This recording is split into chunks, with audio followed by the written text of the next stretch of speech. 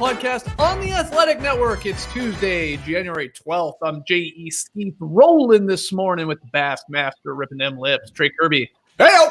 Hey, yo! We got the international man of mystery taking it to the max, Lee Ellis. Friend. Lee, you must have liked that vegetable melody there. That was Where do you find these, JD? Making the magic happen. A one-man production company. It's JD. Hello.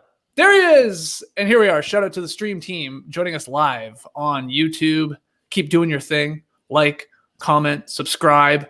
We are something like 500-ish subs away from our initial goal of 25,000. We teased yesterday that we're going to drop Big Beef Volume 1 as soon as we hit 25K. What does that even mean? Well, subscribe and find out. If we subscribe and find out is exactly right, Skeets. It's for big boys only. There you go. There you go. Maybe, of course. So 25K, once we hit that, we're dropping Big B Volume 1. Again, even I don't know what that means, so I can't wait to find out. Email us your questions and comments for this week's Beach Steppin' podcast. Email them in nodunks@theathletic.com. Be a team player. Rep the brand. Get some fire No Dunks merch. Always available over at nodunks.com. Shout out to our friends at Breaking Tea. And if you haven't already, go snag yourself a subscription to The Athletic. Go to theathletic.com/nodunks where you can sign up for just $3.99 a month for the best damn sports writing in the world. You got Hall of Famer David Aldridge, former NBA executive John Hollinger, and today's guest, Zach Harper. Yeah, that's right. Talk Hoops himself is going to be joining us later in this podcast to discuss his latest power rankings and why he jinxed the Suns and the Pacers and so much more. So Zach Harper is going to join us a little bit later here. But let's start today with a little What You Got. What you got? What you got? What you got? Yeah, a little What You Got. The games last night, the late games got interesting, and we're going to touch on those. But the first ones, let's be honest, they were sort of duds. So this caught my eye yesterday, and I was fascinated to get your take, guys. Yesterday, John Hollinger of The Athletic and Kevin O'Connor of The Ringer, shout out to KOC, they made the case, basically, that Bradley Beal maybe has more trade value around the league than James Harden does. I think it's an interesting thought experiment, and it is really a great question for you two guys, especially the two stands here. We know TK loves him some Harden. We know Lily loves him some Beal. So it's a What You Got. It's a Would You Rather. Would you rather trade for Bradley Beal or James Harden, right now? TK, get us started. What you got? Come on, Skeets. You want the real thing or you want the imitation? Of course you're trading for James Harden. You want a Rolex or a Folex? You're paying a little more to get the real deal, but come on, it's worth it. James Harden is a guaranteed playoff berth in the Western Conference. The Western Conference, the good one. Not so much for Bradley Beal. James Harden, an MVP conversation. He's going to finish top 5 every single season. Bradley Beal last year, best year of his career. 36-4. That's an average James Harden season, and the Wizards won 25 games. The argument to me for Beal is that he's younger, and that's it, because James Harden is a better version of Bradley Beal. If Bradley Beal could get to James Harden's level, he probably wouldn't be trying to get out of Washington. Yeah, I think there's maybe only 2 reasons why I actually would lean towards Beal. One, you said the younger thing. That's big, and I know KOC and Hollinger brought that up. 4 years younger. That's something there. We may not even have seen the best of Bradley Beal yet. It's fair to say. And the other reason is, and KOC, I think it was the one that noted this, Beal maybe does have the more malleable game, right? That you could sort of plug into any system. Harden's ball dominant, definitely more ball dominant, and Beal could hypothetically fit better in more places. I think there's some truth to that, but that's just my opinion.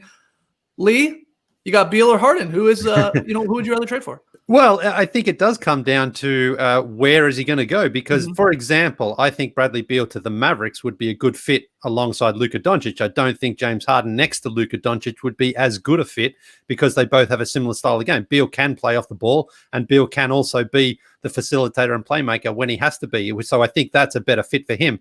But then again, if you were taking James Harden, let's say what's an example? Maybe the Raptors, if you were going to give up Kyle Lowry, then he fits into a better system there in that situation. So it depends on the fit and the team he's going to. And also you have to look at right now where the two players are. James Harden has started off, his first game was great, but he's kind of been hot dogging a little bit out there recently, and it looks like he's pouting. It looks like he wants to get out of Houston, and he's not putting up the numbers that we are used to seeing, which, as Trey mentioned there, I mean, he puts up 35, 5 and 5, basically, or more than that, of course, but more in his sleep. But right now, maybe James Harden's heart's not quite in it. So his value is a little bit lower, whereas Bradley Beal is probably dying to get to a situation where he is on a playoff contender and he is on a season, on a team that has actually got hopes of not just making the playoffs, but actually going deep into the playoffs. James Harden's teams have been deeper into the playoffs. So there's that to consider. Also, their contract lengths as well. James Harden's got that enormous contract still that he's owed, whereas Bradley Beal can be a free agent at the end of next season.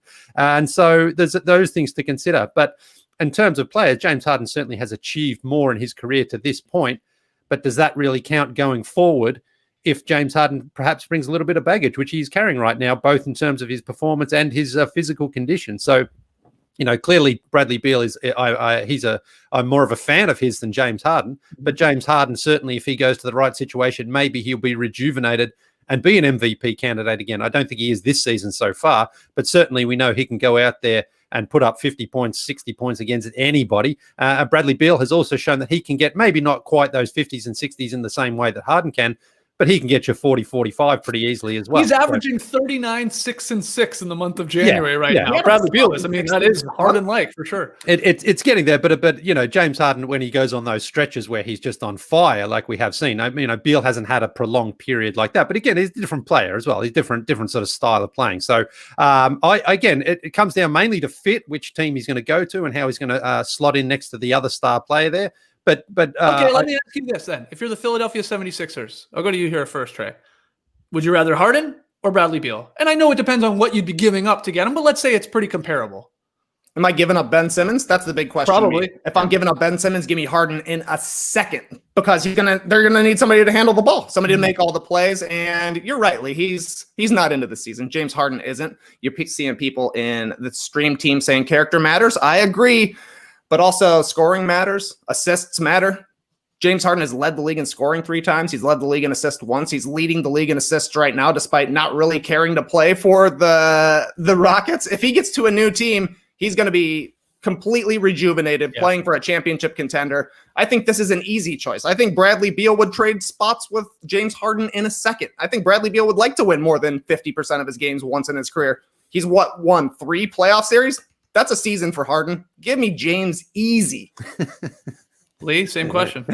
Yeah, I mean, the Simmons for Harden is a huge question, because if you're getting the best version of James Harden, then absolutely no question the Sixers make that deal. And so do the Rockets, because they get a young star player in return and they get away from Harden, who clearly doesn't want to be there. But if you're getting the James Harden we've seen so far this season, then it becomes a lot riskier, I think, for Philadelphia, because you just think, is he going to turn it on? Is he going to flip that switch? We know he can do it, but you just sort of want to see him play his way out of Houston by playing the right way, rather than just kind of waiting to be traded, which I think we're seeing from him a little bit right now, because clearly he's not in, even though he's a bigger guy, carries a little bit more weight, but we haven't seen him quite in this shape before. Even though out on the court, he's still performing to a sort of as much as he wants to perform. He had that 44-17 game to start the season, and people were saying, look at how big he is.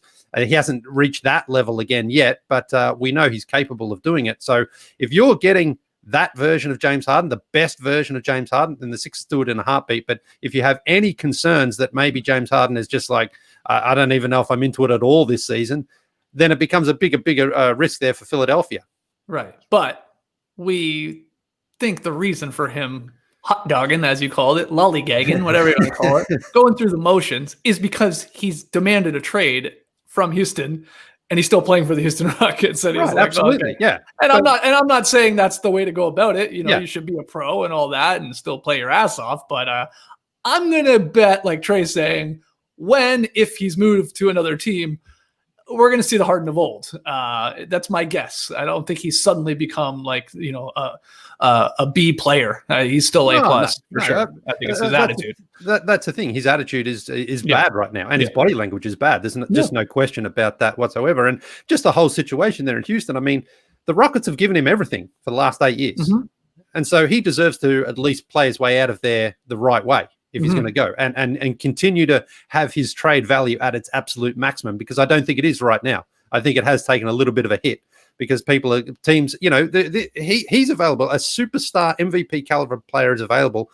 And it feels like teams are sort of a little bit more hesitant right now. Maybe it's to do with his contract. Maybe it's to do with the demands of what the Rockets want in return. Right. They want to need, because that's what KOC has been saying in the Ring It article. He's saying maybe the Rockets are actually hoping they can keep Harden around for this year. Now that John Wall is there playing well, obviously Christian Wood is looking like an all-star, like that they can keep him happy enough to keep playing for them and still be like he usually is. Like because that's still a good team because he's on your team. Because he's still a great player. Yeah. So and the Rockets know what they get in him as far as the performance. Apart from this season, they know what you're getting out of him. Whereas anyone you bring in, you have to start again. So it's a very interesting thing, and it's going to be interesting to see now what happens over these next few weeks, whether or not he does return to that sort of superstar form, or he just continues to kind of be like, I'm out of here and I'm just checked out until I'm traded to a new team. Mm-hmm. And then there are like whispers that Ben Simmons isn't even playing for the Sixers right now because he knows he's going to be traded for James Harden. That's only happening in mere hours as soon as we're done recording this podcast. How many imminent James Harden trades have we had already this season? We've gone to bed so many nights thinking, we're talking about James Harden being traded in the morning. Maybe it'll never happen. Maybe he'll be a Rocket for life. No way. I'm still convinced it's happening. I thought maybe it would have happened by now. But, you start to get these articles and you start going, oh, that might be the Rockets trying to throw that out into the world. Like, no, we're happy with James Harden. Well, why would you say that? Well, you're trying to get a team to throw in another pick, to throw in another young player, like that are getting a little desperate. Now, the Wizards got a win last night, and I know we're going to talk to probably Zach Harper a little bit about that because he had the Suns high in the power rankings and they lose. So they got a win. Beal was awesome. Gave him whoa boy. I mean, he nearly had a triple-double, 34 points. He was special. And the Rockets didn't play, so we can't compare the two last night. But, it's just funny timing that, Harden is maybe now off the trade block. Well, who's the next big superstar? Like, who just bumps up to the top of the list? And there aren't a lot of names, as KOC pointed out, too. It's like Beal, and then it's like, maybe Zach LaVine, maybe DeRozan, maybe Lowry, of course, with the Raptors. It's like, it sort of goes pretty dry pretty quickly. My other little takeaway from the article from Kevin, he has 14 front office executives, which teams come to mind as a sleeper for a blockbuster deal, okay? Because we talk about the Sixers a lot and a couple other teams that have always come up with the Harden and Beal talk.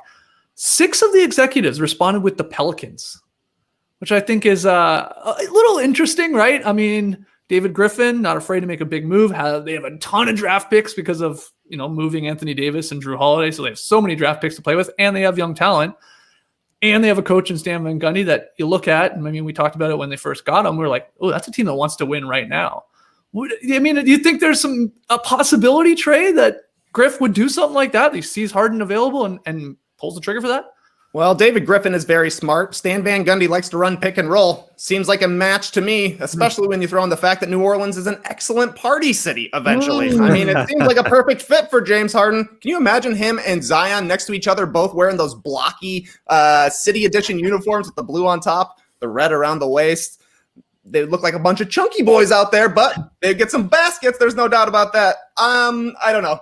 To me, it's like Harden will instantly go back to putting up 35 and 15 as soon as he gets to another team. And, a lot of teams we saw throughout this reporting on James Harden and how he's been in the mix for trade offers have said, oh, man, it's ridiculous what he's done to the Rockets.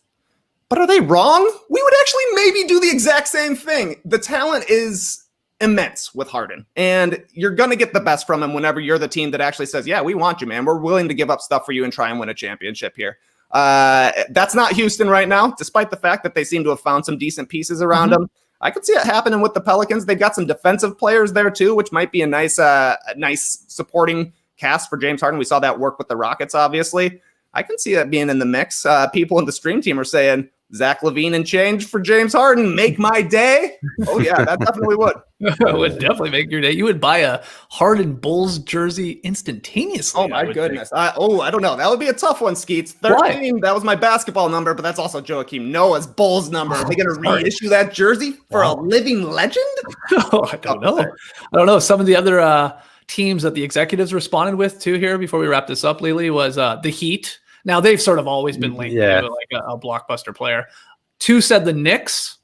Okay. The Mavericks, you mentioned them. You love them as a spot for Beal. And then the Nuggets and the Spurs because of probably some of their contracts and some of their older players could get it done. So I thought that was interesting. Go check that out. Hollinger writing about it on The Athletic. Go to theathletic.com/nodunks. And KOC writing at The Ringer. Great topic. Let's hear from the stream teamers and, of course, tweet at us as well at NoDunksInc. All right, our next one. Let's get to some of the games because the late games were well, I was going to say they were entertaining, but as a Raptors fan, they were heart-wrenching. Siakam missed another game winner, second night in a row. Had a look at it. This one a lot closer inside, but didn't fall. And McCollum's shot before that, they lifted the Blazers. He lifted the Blazers to the 112-111 win over the Raptors.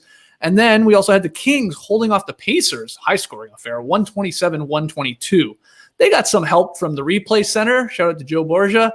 And we had a big Fox dunk and Harrison Barnes on fire.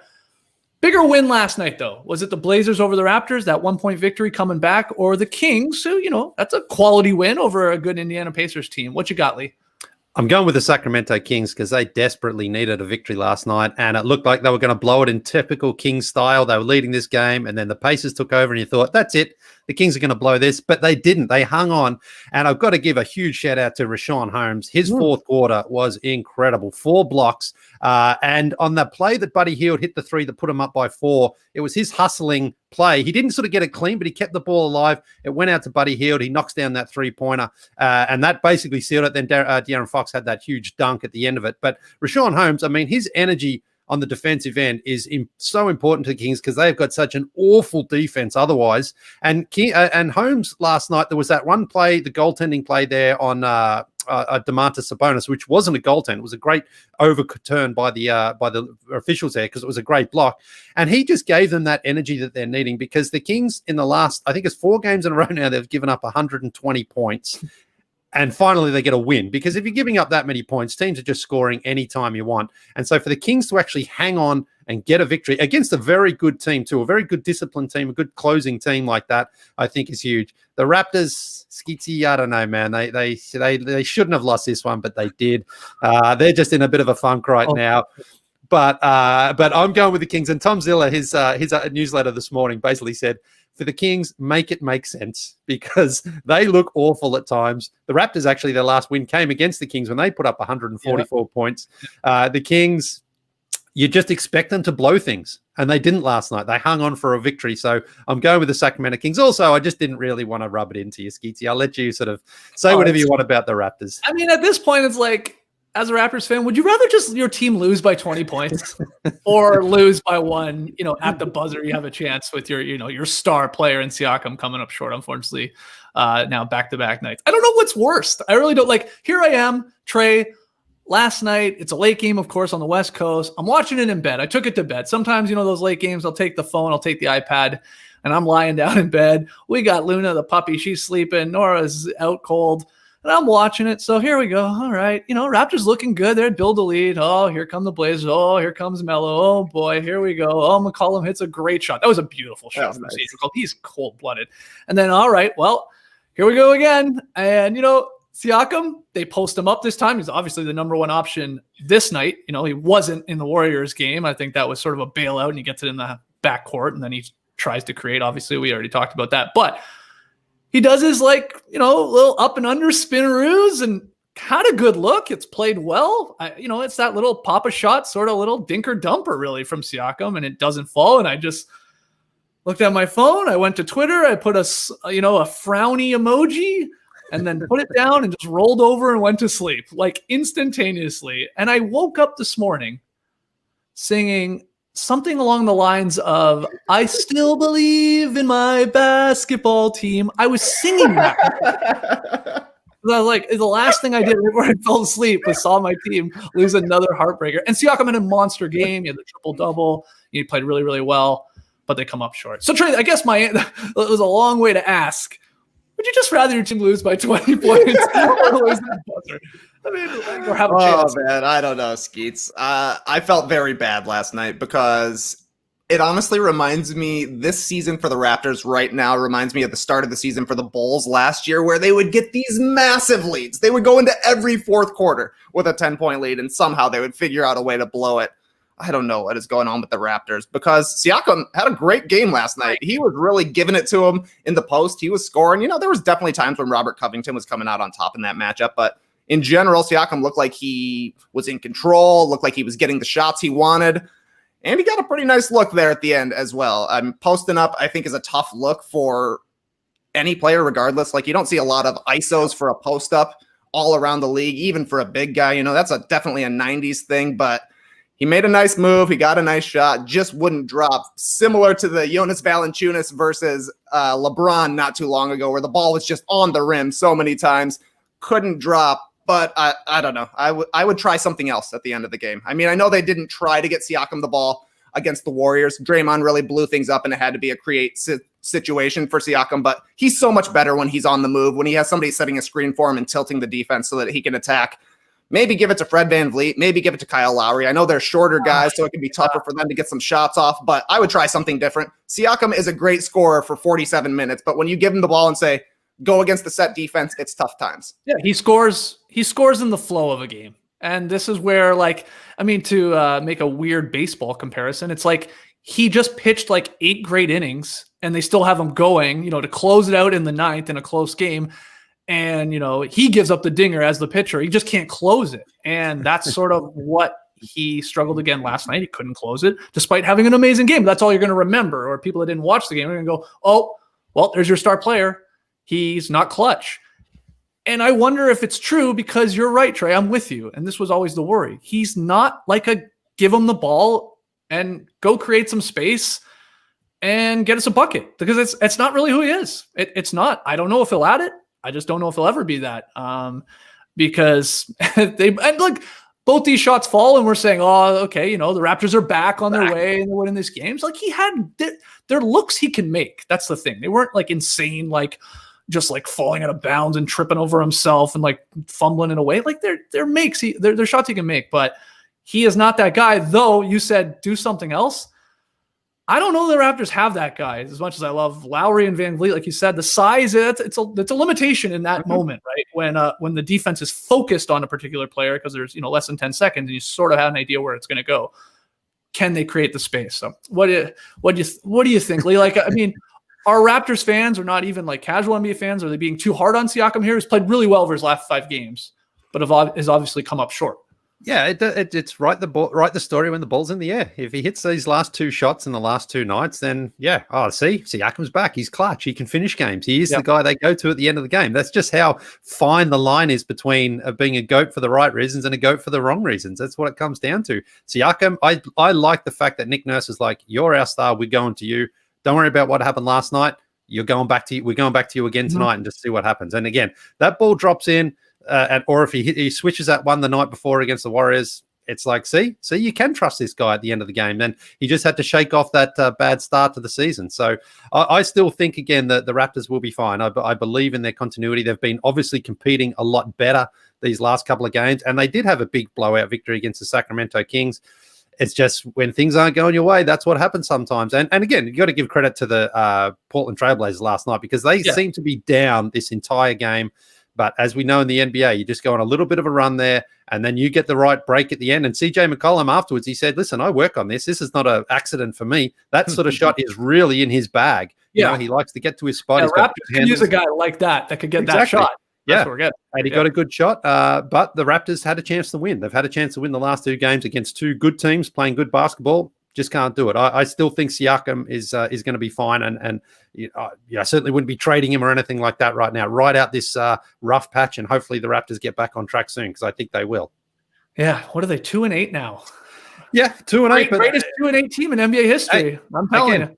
Two bounces away from being 4-4 and back at 500. You know, that's just how fine the line is. So, I just feel that the Raptors, if they keep playing the way they're playing, these things are going to turn their way soon, and all of a sudden you'll see them rattle off 5 in a row and back in town. Get Bainesy on the court, though. Come on, man. The defense is bad enough already. They don't need to play Baines anymore. They gave up 36 in the fourth quarter. I mean, we do talk a lot about Siakam because he's the star player and he's taking these clutch shots, but this is a team that's defense hasn't been good enough to win, especially in fourth quarters. If you're coming in with a 15-point lead and you're a team that has a championship pedigree, you got to win one of them. Yeah. And that was the Raptors' MO. They had a lead last year. They almost never gave it up. They were just like, always win those games with their defense. You're right, Trey. And they can't. Look, Alex Len got the start. Okay, that didn't last all that long. He got embarrassed sort of in the second quarter. Boucher needs the most minutes at the Raptors center position. He's earned it at the playing vastly outplaying Baines and Len. And and it was his birthday and he had a good game. Like he's actually contributing. But it was his birthday. Yeah, man. Well, Devlin told us it was his birthday about 8 times on the broadcast. He had that crazy 3 from the corner. That was a hilarious one because at that point, like you're saying, he'd been yelling, "It's his birthday" quite a bit. Yeah. This one, he just tossed it over to Leo. What day is it? Birthday. I love that was a gift of a shot. That was nice. I love when Devlin tries to get Leo to like do something that Jack would do because he was trying to get Leo to sing "Happy Birthday" with him, but Leo's like, "I'm not doing that. I don't have a great voice." And, Jack would have been, of course, singing away. I love that. The chemistry is hilarious. So good win for the Kings. Good win for the Blazers. You're mellow, man. Holy, always nice to get a little. Even if I'm a Raptors fan, always nice to see like a little mellow flashback there where he catches fire, has an impact. Talking trash. Oh, yeah. Talking trash to the Raptors bench there. And he said that's what you live for, those moments. There's no fans there, so you hear that noise a little bit more, hits those shots, talks a little trash. He's, it's good to have a little bit of rejuvenated mellow out there. Yeah, and my final thought on the Raptors, because their defense is not like carrying them to these victories, it feels like they need their star players, really in Siakam, Van Vliet, and Lowry to all have good games all on the same night, and they're struggling to find that. Like Van Vliet was the one last night that was sort of like, missing in action a little bit. He's probably exhausted from chasing around Steph Curry, the night before for 40 plus minutes. And then he's got to get Lillard. He's doing his best on that end. It's like the defense is just not, he's playing great defense. Don't get me wrong, but it's just, not taking him through to the finish line. So that is a gut punch of a loss. The Raptors are just getting like kicked in the nuts by Chun-Li right now, or like Honda slaps just nonstop, night after night after night. It's brutal. All right, I know we got Zach Harper. We got to get him on here, but just quickly, a couple more questions for you guys.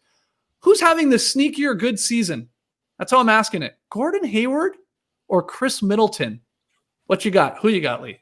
Well, I don't know if Gordon Hayward's sneaky anymore. He's since he's had that career high night with the 44 points 4 games ago, the Hornets are on a tear. They've won 4 in a row, and he's been really, really good. So I think it's kind of blown him up a little bit more, whereas the Milwaukee Bucks, and especially Khris Middleton, I think they're sort of flying under the radar. I think everyone's kind of like, we've been talking about the Bucks the last couple of seasons. They've flamed out in the playoffs. We're not really keeping our eye on them right now. We know they're a good team. We know Middleton's a good player, but it's like the Bucks haven't sort of lit the world on fire either right now, whereas the Hornets are a good story. They're a fun watch. They've got LaMelo Ball. They're playing good basketball, and they're winning games, and Hayward is averaging a career high. So I think the answer is Middleton, but it's just great to see Gordon Hayward coming in here. When he signed that big contract, it was kind of like, oh, man, is he really going to make that much of a difference?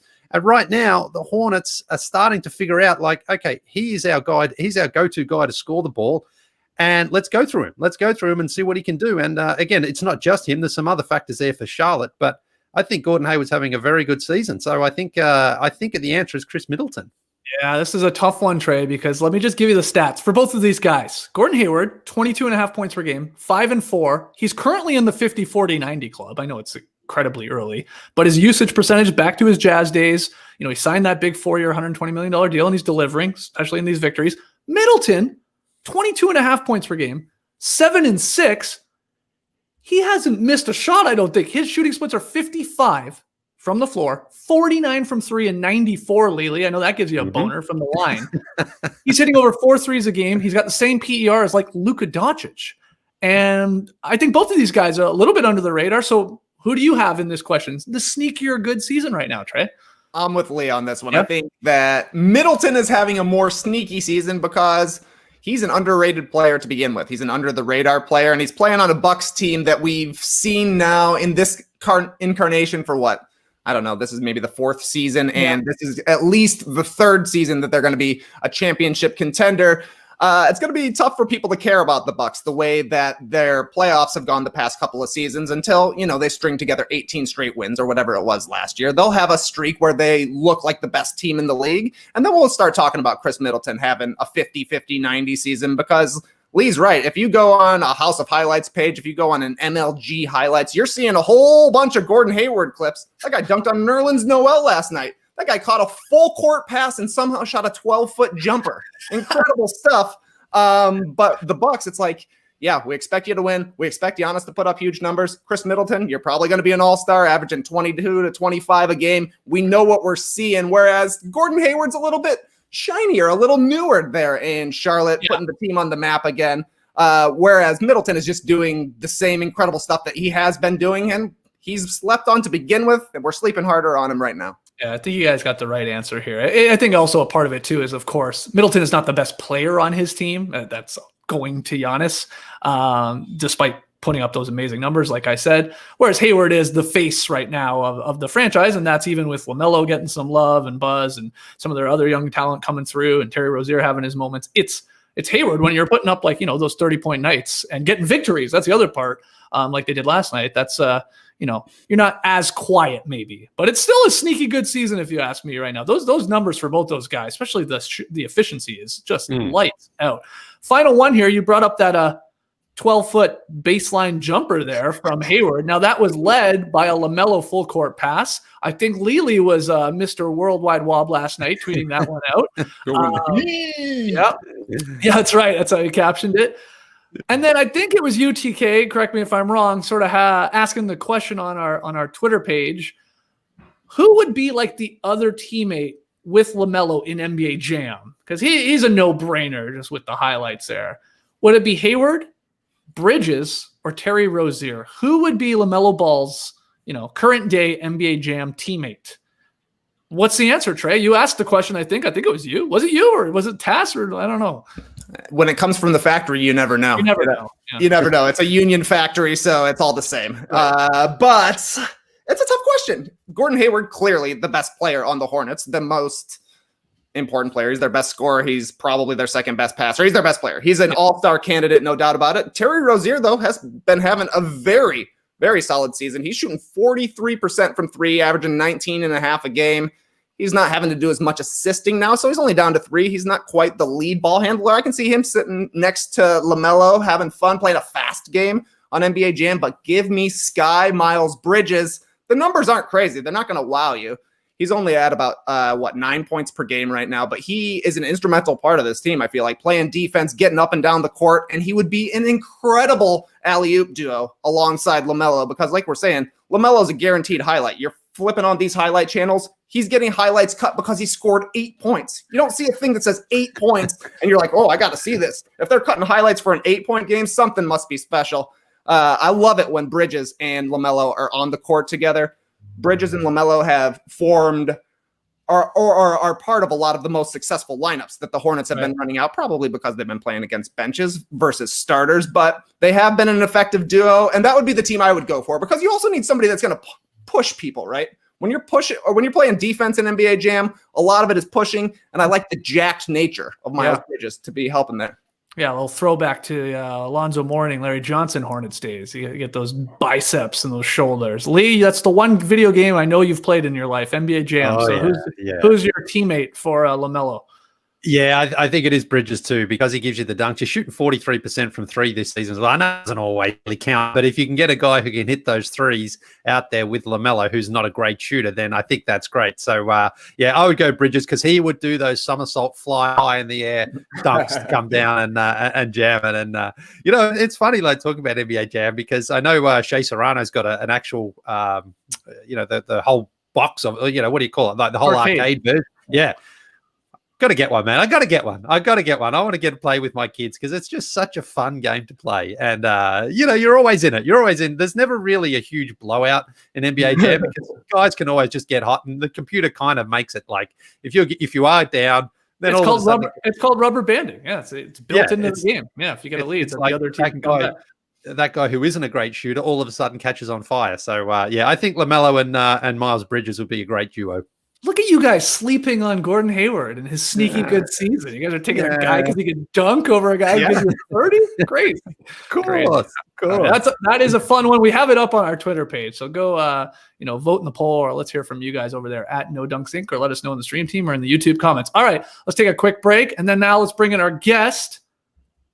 Zach Harper is an NBA staff writer for The Athletic. You've also heard him on the Athletic NBA show podcast. You've seen him chopping it up with Big Waz on the restricted area over on YouTube as well. I think he's got like another 20 gigs too. So Zach, if he's there he is. Zach Harper. What's up, fellas? What's up, man? How you doing? Yeah, I'm excellent. I think it's easy that it's Miles Bridges as the NBA Jam. Like that's like no one's looking for a 12-foot jumper in NBA Jam. Like you wanted the guy that can tear the rim off. Like no one wants Gordon Hayward out there.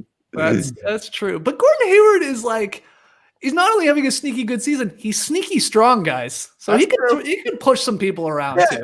The dunks he's a good player, but you want fun. No one's running a pick and roll in the NBA Jam. No one's doing that. What was your old school go-to NBA Jam team, Zach? So as a kid, you're kind of an idiot, or at least I was for sure. So my sneaky team was, I liked the Mavericks because it was Derek Harper. So I'd hear Harper and then then Isolino. And I just loved yelling. My friends and I would always yell, Isolino. Like we would do that constantly. So that was the one. But I was a Sonics dude with GP and Kemp. I loved that team. That was the go-to. All right. Well, we wanted to have you on here today, obviously to talk hoops with you. What you're already signed. NBA Jam. Let's just talk NBA Jam. I know it's the power rankings, and this happened last year with the back end of the power rankings. I'd put a team 30th, and then they'd win like 3 straight. And it was the curse of me, not the curse of the team. But now it's happening in the front end of the power rankings. I don't know what to do. Yeah, your week 4 power rankings up on The Athletic. Go to theathletic.com/no-dunks. Get that subscription so you can read Zach every week with these power rankings. Yeah, so you had the Lakers 1. You kept them there. That makes sense. And then you had the Suns all the way up at number 2. You had the Pacers all the way up at number 3. They've been playing great basketball. And then what happens last night? Suns lose a stinker to the Wizards, and the Pacers, as we just talked about, fall short to the Kings. So this is the curse of Zach Harper here, is it?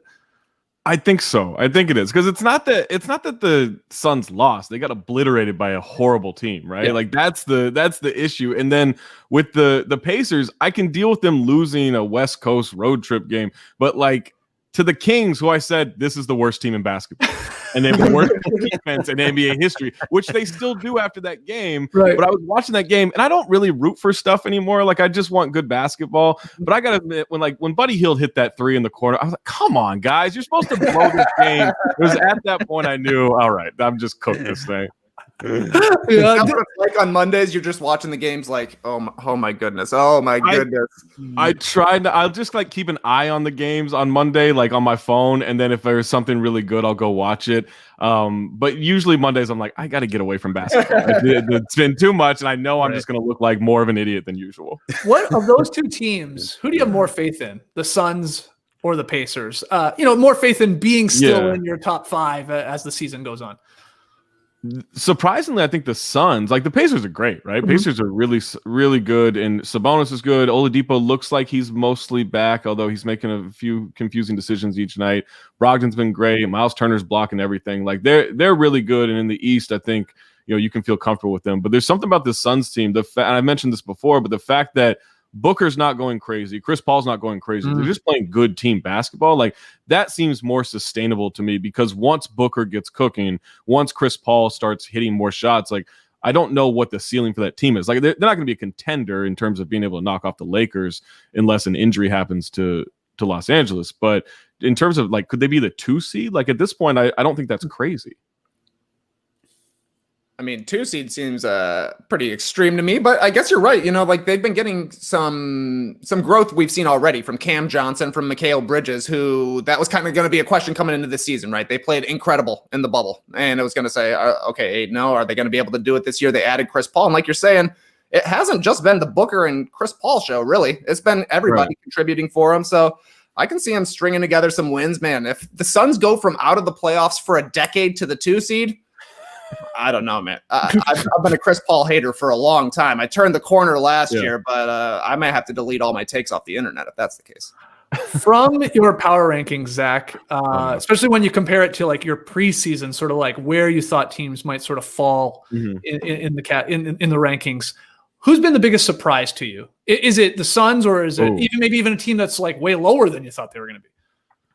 Yeah, well, I mean, this is. Oh boy, I don't want to do this to you, Skeets, but yeah, it is the Raptors, right? Like, I didn't expect this to be a smooth season for them, but I still like that team. I will say this: I like that the last 3 games, Siakam's been really good, despite the missed game winners, and those are looks that I expect him to make. And listen to you guys earlier, I was a little confused, and maybe I'm just biased by the championship season, but I felt like that year he got enough end of game looks where I'm like, all right, I'm comfortable with him as a clutch option.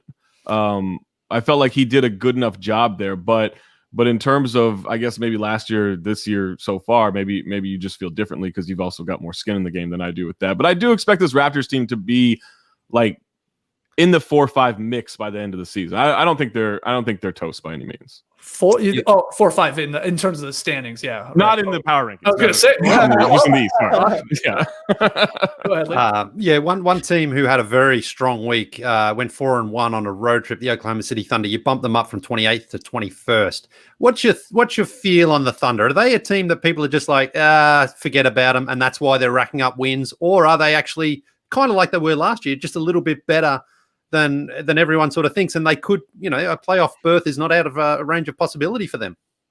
I do think they'll tail off. Like, I think teams will start taking them more seriously. I don't know that they're being taken that seriously, and I don't want to diminish what they're doing because they're playing really good defense with such a young team. Al Horford and George Hill have been a good influence on those young guys, and they're playing good team basketball. But yeah, like I've been kind of annoyed at the Thunder because at least early on, there's a lot of like 4-5, 5-5, 6-5, 5-4 teams that makes it really hard to rank them on a weekly basis because I don't know where the hell to put any of these guys at times. And so with the Thunder, they're one of those teams where I'm just like, they'll be bad. I can count on them to be bad. And now they're 4-4 and they're winning these games I don't expect. And I'll admit, like, yeah, it's annoying me.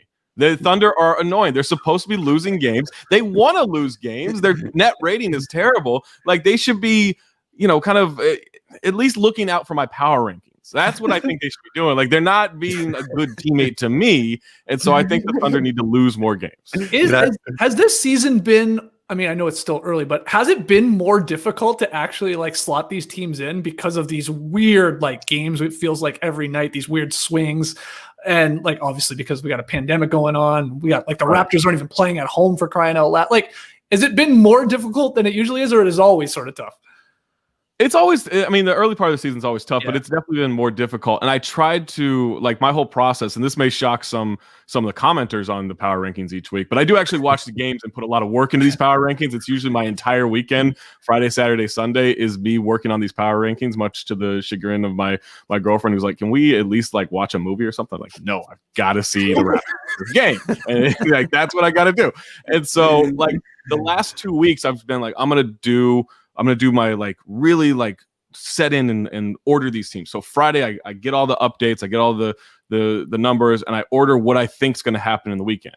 And then the last 2 weeks, Saturday, I go back and I look at what happened Friday night, and it's just obliterated. Like, everything's up in the air. Like, I'm guessing so wrong. And then Saturday, I'm like, all right, I reorder, and I'm like, this is what I think is going to happen. Sunday, I'm the like, who's the dude, Sheldon from Big Bang Theory, that GIF where he just throws papers in the air? That's me with the power rankings on Sunday. I'm like, what am I, like, I'm doing all this pre-work, and it's sort of pointless. Also, I'm just really bad at guessing what's going to happen in the week. Like, I have no idea what I'm doing at this point. It must feel worth it, though, when on a Monday afternoon or when the rankings come out and you have someone who say, how can you rank us 24th? I can't believe it. You're hating our team. Why did you do this to us? Harper hates it. Whoever that, maybe it's the Pistons or someone like that. And you're just like, people do get irrationally angry about a totally subjective ranking that comes out every single week and changes, but they still want to let you know. And I'm still like, I think I have it in my little preamble there in the intro of like, I just think they're better. If you think they're better, like go to your own rankings. I'm fine. I'm not gonna be like, what the hell are you doing? Like you can rank them however you want. Like this is what I feel. That happened last week with the Knicks, right? I almost put them in the top 20, and I was very close. And then I got all these Knicks fans like, oh, you just hate the Knicks, clicks for Knicks, and which like, oh yeah, for ranking them 21st. Like, oh my god, I'm making so much money now based on that. But then they sucked this past week, and I kind of felt I was like, yeah, see, maybe I had them too high. You're right. Yeah. Maybe I did rank them incorrectly. And then every once in a while, the Bulls will have a strong finish to the week, and Trey's not happy with me. So that happens as well. He gets in the comments, lets you know about it. I couldn't believe the Bulls were in the bottom 10 after a 3-1 week. I know. They went I 1-3. know. They went 1-3 the next week. I think you were right about that. Bounces out. But is that the balance though, Zach, of like trying to like, okay, well, here's where they are. Obviously, you're not just ranking them like, well, here's the standings, so let's just rank them in order. Right. Yeah, You're trying to look ahead a little bit, right? Or in looking back, going, what's real and what isn't, what sticks and what doesn't. Yeah, I try to look at the quality of the wins, who was in, who was out, what the trends are for the team within those wins, and like Siakam, right? They're not winning games, but Siakam's really getting going. So I look at that as a positive sign. With Towns being out last week, I mean the Wolves are going to be bad regardless, but I had them as the worst team a week ago because they didn't have Towns. So that team without Towns is just not competitive. So like that stuff matters to me. And then looking ahead, I'll be like, I kind of project of here's what I think's happening right now, and here's what I think is going to hold through the rest of the season. And then from that, I'm looking at what's the schedule over the next 3 weeks? How is this going to look? And so like there are a lot of very subjective factors. And then sometimes I'm just like, I don't think that team's any good. I don't care that they're winning games. Like that team's going to go down. A mirage. Yeah. Well, you said you're like trying to watch as many games as possible, as many teams as possible to get an idea of how they're actually playing and not just the numbers that you're reading about. What's your favorite team to watch right now? Just like pure entertainment standpoint. That's a good question. It was surprisingly the Hawks for a bit. The Hawks were a lot of fun, and now they kind of tailed off a little bit. I'll say right now, I think my favorite team to watch is probably it's either Phoenix or I've gotten a lot of. I just think the Hornets are surprisingly fun. Like, I'm in on the LaMelo train. Like I think Bridges and PJ Washington. Like can't watch Devontae Graham take another jump shot right now, but everything else, like I'm in on this Hornets team. I don't think it's sustainable, but LaMelo's fun. Like he throws a bunch of crazy passes. They got high flyers. Bismack Biyombo took a 3 recently. Like I'm like all of it's fun to me. And the aesthetics too of like the jerseys on the court, I think adds to that too. It's got that like 90s nostalgia there, and it just looks awesome. That always helps. Looks great. Yeah, when the team is playing entertaining and then it looks cool. Okay, so I thought the Hornets might be the mix. You said the Suns as well. Zach, you said you're always figuring out who's in and who's out when you're figuring out these rankings. A team that was really low in the rankings early, the Warriors, they didn't have Draymond Green. He's coming back, averaging a whopping 4, 5, and 6, but it's completely changed the team. They're 4-2 since he's come back. Steph is obviously incandescent. You cannot guard him right now unless you're the Raptors, and they guarded him, but nonetheless, they've been good. The Warriors are good. They're rising up their rankings. I think they jumped 11 spots this week. They're up to 13. Here on No Dunks, though, the main question, are you on Wiggins Island? Do you believe in Wiggins? He's been balling the past week. He hit like maybe the most clutch shot of his career, going through his legs a couple of times for a pull-up in Paul George's face. It was wild stuff to see from Andrew Wiggins. Are you buying property? Even in the Tom Thibodeau era, I think I would see out on a beach yonder, I would see Skeets and we just give a little wave to each other. We were the only 2 people on Wiggins Island. I haven't left. I've got a mansion there now. I'm using the subway every single day. I love Wiggins Island. It is one of the most incredible destinations. It's not just a vacation. You can build a home there. Like I think it's crap that he's getting the same hate that Kelly Oubre gets because Wiggins is shooting like 40% from 3. He's been decent. He's been a great pick and roll player. Defensively, it's kind of hit or miss there. Hit or miss. He's had some good games, actually. Yeah, he's had some good games. Like he's maybe this is a weird thing to say, but he's looking more like rookie Andrew Wiggins on defense, which is a very positive thing for him because he actually defended as a rookie, at least one-on-one. So he's getting a little better there. But yeah, I'm all in on Wiggins Island. I'm never leaving. You couldn't drag me off there. Wow, we got Lee living there now. He's loving it. He's growing out his hair on Wiggins Island. It's growing out his hair on Wiggins Island. And by the way, maybe check out the restricted area on Thursday. Maybe there's a Wiggins Island reference. I don't Check out the restricted area on YouTube. Shout out to Waz. Yeah, I knew you were still there. You do have the biggest property. It's you got immaculate acreage there that you're taking care of. I can see. Nobody wants to see my place. I have an incredible place there. No one wants to see it. But I can see you in a robe there, having a pipe out on the balcony. Just really walk out of the balcony, arms raised, like let the sun hit you. It's great.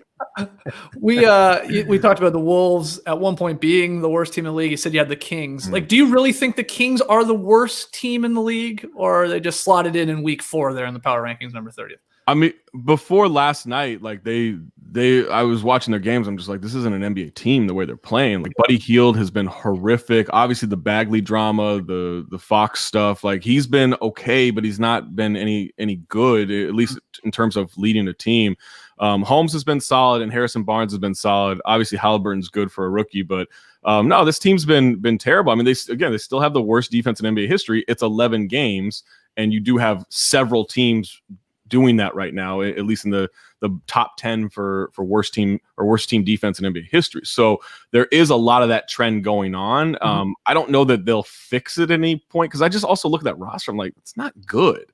Like they just don't have a rotation that I think you can cobble together to get wins consistently. So I don't know what they do from there. Maybe they're not the worst team moving forward, but they're bottom 5 the rest of the season, probably. Like I just don't see a whole lot of hope there. Yeah, I think who would else be in the running? The Wolves, unfortunately, especially Wolves will be there. Pistons will be there for sure. Yeah, for sure. I want you to rank the following power rankings. Yours at The Athletic, Schumann's at NBA.com. That's a good one. Or like the conglomerate that does ESPN's power rankings. And there's like 8 guys that do that one. 8 men and women. That one's out. That one's out. Why? Because it's too many people. We're out. I'm gonna throw a little shout out to my guy Mo Dakhil. He does the power rankings this season for Bleacher Report. But he's still gonna be towards the bottom because so I'll go 4th is the ESPN conglomerate. I'll put Mo's for Bleacher Report at 3rd.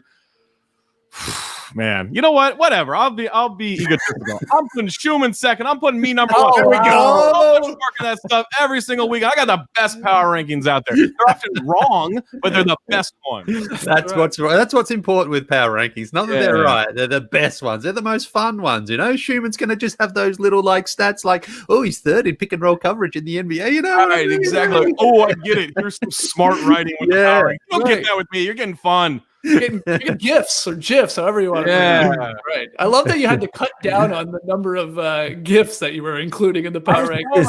There were 2 battles I lost. I wanted to order 30-1 because that's how I like. No one's scrolling down to see who's 30th, so I wanted that, but I lost that battle.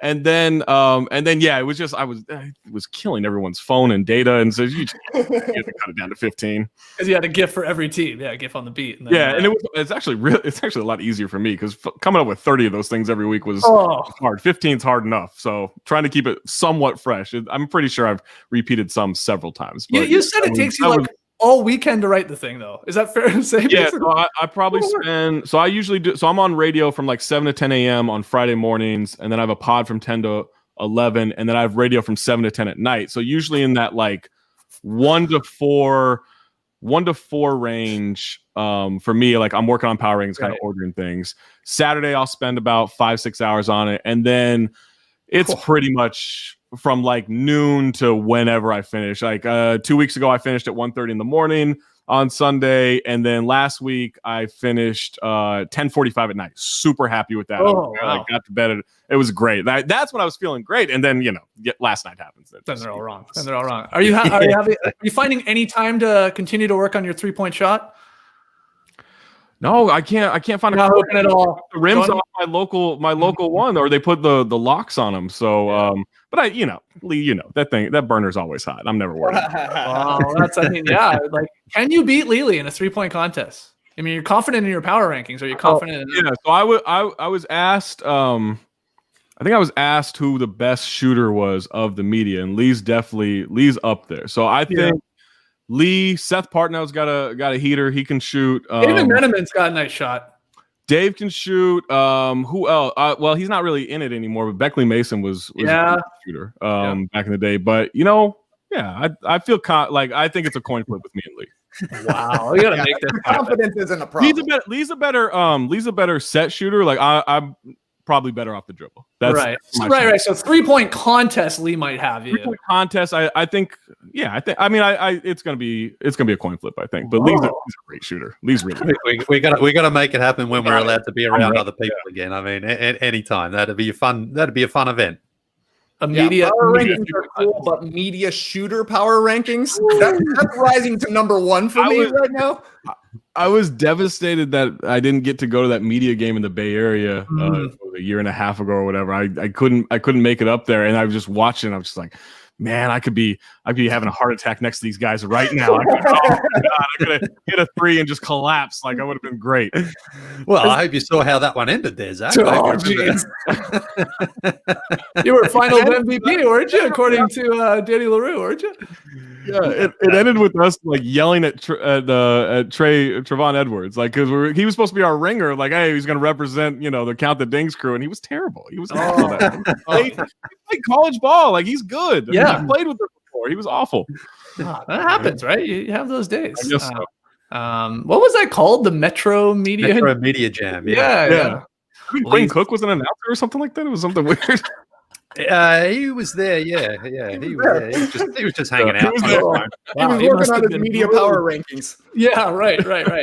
Any other questions for Zach here? We're going to keep you around to the end of the show if you don't mind, Zach. I know you're a busy guy, but any other questions, Trey? Well, we heard this week after LaMelo Ball had his first triple-double, youngest in league history. They did an interview with him after the game. They said, "How are you so good at rebounding?" He said, "I played a lot of 21 growing up," which understandable. You got to be able to do everything on the court when you're playing 21. But for me, I played 32. What'd you play growing up? Oh, we played 21. 21. We played 21. What's weird is in 8th grade, I remember we had plenty of courts and plenty of basketballs, but we would just play like a 19-person game of 21. Oh, yeah. Chaos. Like, in Canada, we called that. So 21 to me growing up was like the classic free throw shooting, right? You know what I mean? Like, you're scoring points at the line, and then you just rebound wherever you got the rebound, then you shoot, all that. But when we would add a 3rd, 4th, 5th, 6th player, whatever, we called that American 21. That was like, right. I don't know why we called that American 21, where it's like this one-on-one game where you said, Zach, you can have up to like 19 people playing in the damn thing. Yeah, we should have just been running 5s the whole time. Exactly. But did you guys play with like if you tip in, it was like like if you had a one-handed tip, it would like clear someone's points completely out. Like we had these weird rules that got thrown into it where like if you tip someone's missed shot, it screwed over the person that missed the shot. We definitely had tips. If you tipped it in, I don't think we had stipulations with regards to the hands. If you're one hand, two hand, you're going back to 0 if you tip. But for us, 32 was the game where you're playing 2s and 3s, no tips. And like you're saying, you're just trying to score through 100 people standing underneath the lane. It's basically impossible. Somebody's getting hurt. You're in high school. Who cares? You'll heal. You had to learn how to be a jump shooter. Like that's what you had to do. You just had to learn. You just had to learn how to shoot. Yeah, it didn't matter how great your handles were. You weren't getting around 100 guys. In the probably kneel out there. That wasn't going to happen. Yeah. You had to shoot. All right. Well, let's take a quick break here to hear from our sponsors, but we do have Tweet of the Night. What do you got, Trey? Tweet of the night. I got an ad read for you. If you would have told me 8 years ago that I was getting a bag of beans in the mail, I would have been excited. But if you told me it was a bag of mushroom coffee, I would have said, ew, yucky mushrooms. But now I'm tapped into the Wood Wide Web, connected to the mycorrhizal network. So I was pumped to get a fresh bag of 4 Sigmatic mushroom coffee. 4 Sigmatic's mushroom coffee is real, organic, fair trade, single origin Arabica coffee with lion's mane mushroom for productivity and chaga mushroom for immune support. Ever since I read Merlin Sheldrake's The Entangled Life and Michael Pollan's How to Change Your Mind, I've considered myself a bit of an amateur mycologist. Shout out to Paul Stamets. Anyways, had to find out what a lion's mane mushroom looked like, and let me tell you guys, it is very fuzzy. Very much like a lion's mane, but it's got other names too, such as the monkey head mushroom, the pom-pom mushroom, or the bearded tooth fungus. This thing looks like a hat Khabib Nurmagomedov would wear to the octagon, but mushrooms are a great brain food, and this lion's mane helps with productivity and focus. All Four Sigmatic products are organic, vegan, and gluten-free. They're tested by a third-party lab to ensure purity and safety so that you know you're getting high-quality beans and high-quality mushrooms. And no, it doesn't taste like mushrooms. It tastes like coffee because it's coffee. Right now, you can get 40% off and free shipping on Four Sigmatic's best-selling mushroom coffee by going to foursigmatic.com/no-dunks and ordering today. That's foursigmatic.com/no-dunks for an exclusive no-dunks deal that you won't find on their website. It's kind of like hunting for mushrooms. You got to know where to look. So step up your focus and creativity by going to foursigmatic.com/no-dunks today for 40% off and free shipping on Four Sigmatic's mushroom coffee. You'll never look at the forest or your coffee mug the same way again. You said like 8 words in that ad read that I didn't even know were words. Hey, man. There is a wide world of mushroom research out there, and it's fascinating stuff. It's honestly fascinating stuff. Think of everything underneath the ground that we don't know about. Mycelium. Foraging in your cup. That's what they should go with. That's not bad. To tweet of the night. Tweet of the night. Wow. Twitter.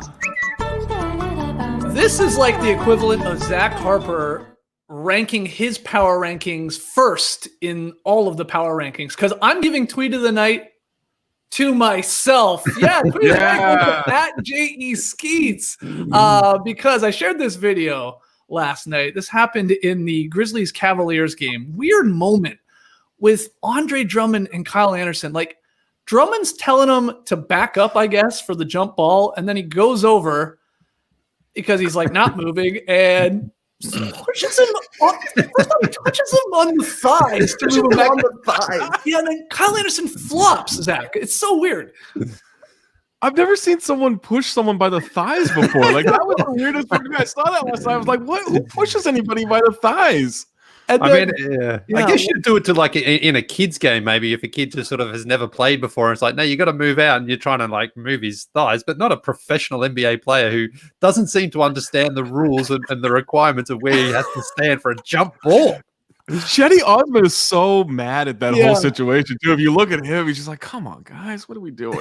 I just literally, my caption for that video was "LOL." What? Like what? Yeah. I have so many cues. I don't know if people even followed up with Drummond after the game about this or Kyle Anderson. Like they're obviously like joking here. It's all in good fun, but like what a weird clip. The NBA always delivering. So tweet of the night to me. Congrats, me. What a tweet. That's fantastic.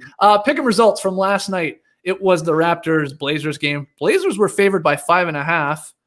They won the game, but they didn't cover. So 3 of us had Toronto. Tass had them. Trey, you had them. And I had them. So that's a win, at least in the pick'em. Lee, sorry, you take the L on that one. Lee, you're 4-8 here, mate, for our first pick'em of the season. So you're 4-8. Trey's 5-7. Tass is 6-5. And I'm 7-5. No, I did that wrong. I added that wrong. Someone's wrong there. But anyway, I'm leading, and then it's Tass, Trey, and Lee in some order. Tonight's game, though, is the Pacers-Warriors. Zach, I just want to get your take. Warriors favored by 2.5. If you were a betting man, who are you going with tonight? Pacers-Warriors. I actually think things have been trending a little too hot for the Warriors lately. I'll take the Pacers. Second out of a back-to-back is tough, but I do think the Pacers come out and they'll be good defensively tonight. I think they'll win that game. Okay, a straight up win. Trey, who do you got tonight? Warriors are favored by 2.5. Yeah, Zach's right. It is second night of the back-to-back for the Pacers. Also their third game in 4 nights. They've lost 2 in a row. Could use a win. Would make those power rankings look good. But I'll take the Warriors. They've been too good lately. And I got a feeling the Pacers are going to be a little tired. Just a little bit tired. A little tired. Lily, what do you think? Yeah, I mean, right now I'm so cold. I just feel the Pacers are going to have a little bounce back and just get that one. Warriors 2.5. I think the Pacers do it tonight. So give me Indiana on the road. So that basically locks in the Warriors to get it tonight. I was going to say, I'm fading you like crazy. Give me the Warriors. I was going to take Indiana, but I'm just taking the Warriors now because Lee's going with Indy. So I'll take the Warriors to win by 3. And let's hear who Tass has. First, that's what happens when you don't care about your pick, Lee. You lose. Second, if no one cares, should we even bother doing this segment? And third, I don't care. I'm taking the Pacers. Oh, wow. Okay, yes. Tass referencing Lee not caring yesterday when it came to his pick. It was more just trying to put too much thought behind it. It was just like, I don't really know. There's no real form right now. Every night there's something crazy happening. So True. it's Just like, bring a coin, mate, and just flip it right here live on the show. See what happens. Heads or tails. Why not? Try it tomorrow if you lose again, okay? You got to give that a go. Zach, where can the people, what's the easiest way for the people, obviously, to follow all your work? Talk Hoops across all social media platforms. Simple as that. Simple as that. I can't You get believe all the tweets, the articles, the radio shows, the podcast, the video show, all that stuff, all right there. You are a busy man. I had no idea you were doing that much radio. Is that normal that you're doing the morning and then the late shift as well? Just on Fridays. Okay. Just Fridays I do that. Fridays I usually talk to Amin Al-Hassan for about 8 hours professionally, which is way too long. My goodness. Shout out to Amin Al-Hassan joining the pirate ship, right? Dan Lebatard. Yeah, absolutely. That's fun. That is fantastic. So shout out to Amin. But that's a lot of time to talk to Amin. I like Amin too. 8 hours. Well, I actually feel bad for Amin talking to you for 8 hours. I mean, both of us, it's usually like around the second half of that radio show, like halfway through hour 5 of the day of at least talking on the radio into that 6th hour of radio where we're like, we got to bring a guest on. We can't talk to each other anymore. Right. We have to bring somebody in. So if you guys are up late, feeling a little antsy on midnight East Coast time, come on. All right. Good to know. Guys, email us your NBA questions, nodunks@theathletic.com. Check out Tass's mini recap pod, What You Need to Know. That's up on our No Dunks YouTube feed. Of course, it's in the No Dunks podcast feed as well. Go grab your No Dunks merch at nodunks.com. Make sure you subscribe to The Athletic so you can read Zach Harper's power rankings, the best power rankings in the biz. Sorry, Shu, man. It's a fact. You ain't going to hashtag well actually me on that one, Shu, because that's my opinion. No, you're not. Oh, congrats on being smart. I'm not. So go to theathletic.com/no dunks. Sign up for a subscription to The Athletic. $3.99 a month. Again, you'll get the power rankings. You get Hollinger. You get Hall of Famer David Aldridge. And you get all the podcasts as well, not just No Dunks. Ad-free. You also get the Athletic NBA show, which Zach is obviously on. So go take advantage of that offer. Zach, thanks so much for joining us here today. Really appreciate it. You guys know I'm a big fan, so thank you. Thank you. Clipper Bros. You heard it here first. Have a great time. Turn up. Love you guys. Awesome. Thanks for joining us. And remember, don't feel bad about putting yourself number one. If you don't do it, who will? Brace the day, people. You could stay